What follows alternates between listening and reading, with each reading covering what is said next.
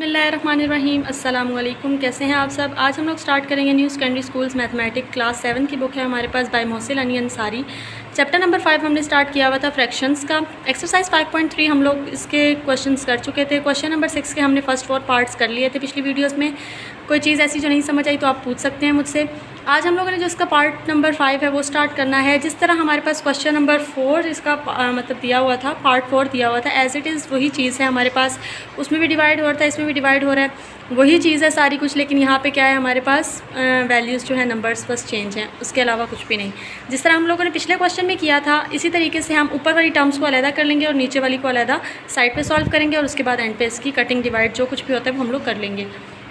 जिस तरीके से हम लोगों ने पिछले क्वेश्चन में किया था इसी तरीके से हमने इसको राइट डाउन कर लिया। ऊपर वाली टर्म को हमने यहाँ स्टार्ट में लिख लिया और जो उसके नीचे वाली टर्म थी वो डिवाइड के सिंबल के साथ हम लोगों ने आगे राइट डाउन कर लिया। अब हम लोगों ने क्या करना है, इन तीनों टर्म्स को आपस में मल्टीप्लाई करना है, इनको आपस में मल्टीप्लाई करना है, इन दो को, इन दो को और इन दो को। इनके दरमियान मल्टीप्लिकेशन का सिंबल है। सबसे पहले हमने मल्टीप्लाई का जो सिंबल है मल्टीप्लिकेशन का उसको रिमूव करना है। तो हम क्या करेंगे, इन सबको मल्टीप्लाई कर देंगे आपस में। जब हम इन दो टर्म्स को मल्टीप्लाई करेंगे 1.1 इंटू 1.1 तो ये हमारे पास आ जाएगा 1.21। ये वाला हमारे पास एज इट इज़ रहेगा, हम तीनों को एक साथ मल्टीप्लाई नहीं करेंगे।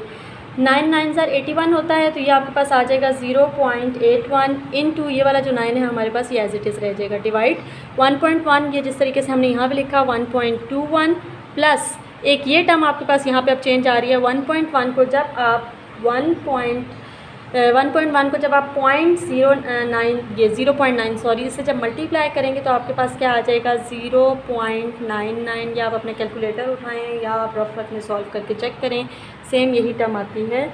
कोई चीज़ जो नहीं समझ आती वो पूछ सकते हैं आप लोग, ठीक है। अब यहाँ पे 0.9 को 0.9 से यहाँ पे मल्टीप्लाई किया है तो ये हमारे पास आया था 0.81। ये टर्म्स हमारे पास आ चुकी हैं, ठीक हो गया। नेक्स्ट स्टेप में जब 1.21 को हम दोबारा मल्टीप्लाई करेंगे 1.1 से तो ये हमारे पास आ जाएगा 1.331, ठीक। 0.81 को जब हम 0.9 से मल्टीप्लाई करेंगे तो ये हमारे पास आ जाएगा, बीच में माइनस का साइन था, 0.729। ये हम लोगों ने यहाँ पर राइट डाउन कर लिया। डिवाइड का symbol as it is, division का 1.21 ये वाली टर्म्स हम एज इट इज़ लिख लेंगे क्योंकि इसके दरमियान हमारे पास कोई मल्टीप्लिकेशन सिंबल नहीं है। ये हमारे पास एज इट इज़ आ जाएंगी। अब मैंने आपको बताया था हम लोग क्या करते होते हैं, इसके आप पॉइंट डायरेक्ट यहाँ पे भी रिमूव कर सकते हैं या तो आप इनको सॉल्व करके तब आप पॉइंट इनके साथ लगा लें जैसे आपको मुनासिब लगता है, ठीक है।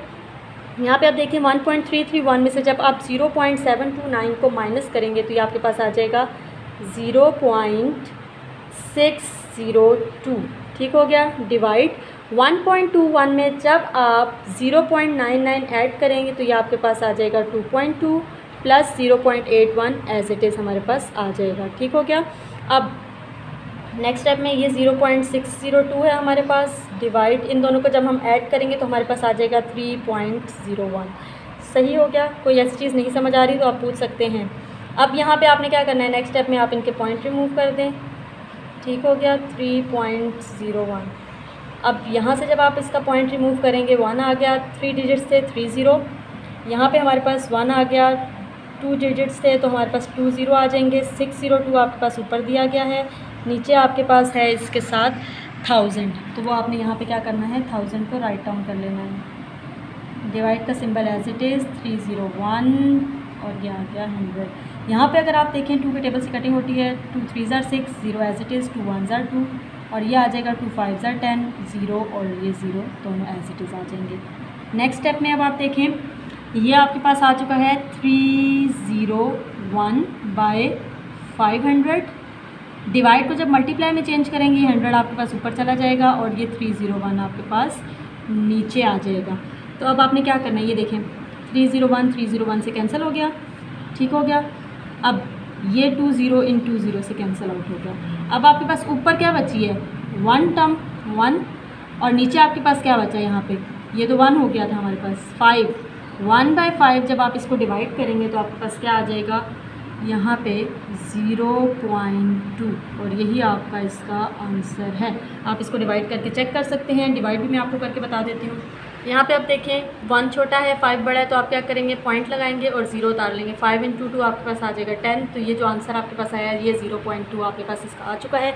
ये था हमारा एक्सरसाइज 5.3 का क्वेश्चन नंबर 5, क्वेश्चन 6 का 5th पार्ट। नेक्स्ट चलते हैं अपने क्वेश्चन 6 के 6th पार्ट की तरफ।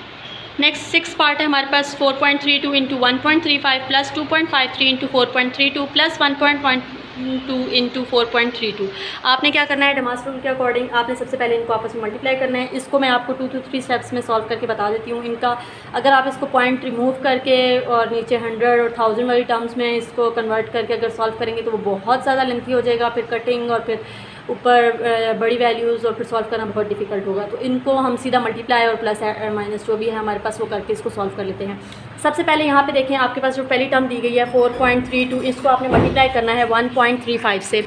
इनको मल्टीप्लिकेशन के बाद ये यहाँ पे मैंने मल्टीप्लाई किया है रफ वर्क में, आप ये देख सकते हैं। सिंपल आपने जिस तरीके से मैंने आपको मल्टीप्लिकेशन सिखाई हुई है उसी तरीके से आपने मल्टीप्लाई करना है। और ये एक डिजिट के बाद आपके पास पॉइंट था तो आपने ये यहाँ मूव कर देना है। 2 आप लिखें ना लिखें आपकी मर्ज़ी, आप इसको ये भी लिख सकते हैं सिंपल, ठीक है। तो यहाँ पर हम इसको राइट डाउन करते हैं। ये राइट डाउन कर लिया हमने। यहाँ पे अब देखिए इसके साथ प्लस का साइन है। 2.53 इंटू 4.32, इन दोनों टर्म्स को अब आपने क्या करना है, आपस में मल्टीप्लाई करना है। यहाँ पे ये मैंने रफ वर्क में इन दोनों टर्म्स को मल्टीप्लाई किया, यहाँ से आप नोट डाउन कर सकते हैं। सिंपल आपने इस टर्म से पहले सबको मल्टीप्लाई करना है, फिर इस टर्म से और फिर इस टर्म से आपने ऊपर तमाम वैल्यूज़ को मल्टीप्लाई करना है। तो आपके पास ये इसका आ जाएगा 10.9296, वो हम राइट डाउन कर लेंगे ऊपर। ये यहाँ पे हमने राइट डाउन कर लिया। नेक्स्ट हमारे पास प्लस था वो हमने लिखा। अब 1.12 को हमने 4.32 से मल्टीप्लाई करना है। ये मैंने मल्टीप्लिकेशन कर दिया 1.12 की 4.32 से, यहाँ से आप नोट डाउन कर सकते हैं 4.8384, इसको हम ऊपर राइट डाउन कर लेंगे। इसको हमने सॉल्व किया तो हमारे पास ये 3 टर्म्स आ चुकी हैं। अब देखें आप इन तीनों टर्म्स के दरमियान आपके पास क्या है, पॉजिटिव साइन है। पहली टर्म को हम एज इट इज़ लिख देते हैं। इन दोनों टर्म्स को जब हम ऐड करेंगे तो ये हमारे पास आ जाएगा 15.768। आप इसको ऐड कर लीजिएगा, ठीक हो गया, कैलकुलेटर पे रफ वर्क में जैसे भी। नेक्स्ट अब देखें आप इन दोनों टर्म्स को जब आप ऐड करेंगे तो आपके पास क्या आएगा, इन दोनों टर्म्स को जब हमने ऐड किया तो हमारे पास आ रहा है 21.600। ये आपको लिखने की ज़रूरत नहीं है, सीधा आप इसको ये भी लिख सकते हैं 21.6, और यही आपके पास जो है इसका आंसर दिया हुआ है। तो अगर आप गौर करें तो ये बिल्कुल हमारा 3 स्टेप्स में छोटा सा क्वेश्चन था जो हमने सॉल्व कर लिया है। नेक्स्ट चलते हैं इसके 7th पार्ट की तरफ। ये आप इसका रफ वर्क भी चेक कर सकते हैं। इसी क्वेश्चन का 7th पार्ट है 3.456 into 3.456 minus 2.345 into into 2.345 whole divided by 1.111। तो हमने जिस तरीके से पहले क्वेश्चंस में लिखते रहे हैं इसको हमने डिवाइड के सिंबल के साथ अलग से सेपरेट कर लिया है। यहाँ पे आप देखें इन दोनों के दरमियान मल्टीप्लिकेशन का सिंबल है और इन दोनों के दरमियान, इन दोनों को जब हम आपस में मल्टीप्लाई करेंगे जिस तरह मैंने आपको मल्टीप्लिकेशन का तरीका बताया उसी तरीके से आपने इसको मल्टीप्लाई करना है। मैं अब हर क्वेश्चन में मल्टीप्लाई करके दिखाऊंगी तो वीडियो बहुत ज़्यादा लेंथी हो जाएगी। जो तरीका मैंने आप लोगों को पिछली वीडियोस में सिखाया है मल्टीप्लिकेशन का, उसी तरीके से आपने इसको मल्टीप्लाई करना है। उसके बाद जब आप इन दोनों को मल्टीप्लाई करेंगे तो आपके पास क्या आ जाएगा 11.943936 माइनस एज इट इज़। इन दोनों को जब आप मल्टीप्लाई करेंगे तो आपके पास आएगा 5.499025 और ये divide by 1.111 as it is आपके पास आ जाएगा। अब अगर आप गौर करें इन दोनों के दरमियान क्या साइन दिया गया है, माइनस का। जब आप इन दोनों को आपस में माइनस करेंगे तो आपके पास आ जाएगा 6.444911। ये चीज़ इसके नीचे डिवाइड हो रही थी तो आप इसी तरीके से इसके नीचे लिख सकते हैं। यहाँ पे अगर आप इसका पॉइंट उड़ा के और दोबारा सॉल्व करेंगे तो उस तरह आपके लिए डिवीजन बहुत ज़्यादा इसकी डिफ़िकल्ट हो जाएगी, काफ़ी मुश्किल हो जाएगी। इसलिए आप लोग के आसानी के लिए मैंने इसको दोबारा नीचे लिख दिया है। और इसी से जब आप इसको डिवाइड करेंगे, डिवाइड का भी मैंने आपको तरीका बताया किस तरीके से आपने डिवीजन करनी है। जब आप इस टर्म को आपस में डिवाइड करेंगे तो आपके पास जो आंसर है वो आ जाएगा 5.801। तो ये था आपके पास इसका क्वेश्चन नंबर 7। ये आप डिवीजन का तरीका यहाँ पर देख सकते हैं। जब आप इस टर्म को यहाँ पे अभी आपने पॉइंट इग्नोर ही करना है, जहाँ पे यहाँ पे पॉइंट दिया गया था तो एज इट इज़ आपने उठा के पॉइंट ये रिमूव कर देना है, मतलब फर्स्ट। उसके बाद यहाँ पे आप देखें 1.111 जब आप इसको मल्टीप्लाई करेंगे 5 से, अगर 6 से करते हैं तो वो 6 तो इससे बड़ा हो जाता। हमने 5 से किया 5.555 आया है। यहाँ पे अब 4 में से 5 तो नहीं जा सकता, आपने पिछले वाले नंबर से यहाँ पे एक ले लिया कैरी। 14 में से 5 गए तो ये आपके पास आ जाएगा 9। 13 में से 5 आपके पास आ जाएगा 8। 13 में से 5 आपके पास आ जाएगा 8। अगला 9 हमने नीचे उतार लिया, 1.111 इंटू 8 आपके पास आ जाएगा ये टर्म। अब आपने देखे 9 में से 8 1, 9 में से 8 1। अगले 2 टर्म्स जब आप एक साथ नीचे उतारेंगे तो आपके पास यहाँ पे आप 0 का इजाफा कर देंगे। आपको मैंने बताया जब भी आप ऊपर डिवीजन के मेथड में, डिवीजन में जब भी 2 टर्म्स एक साथ नीचे आप लेके आते हैं तो एक 0 आपको यहाँ पे ऊपर लगाना पड़ता है।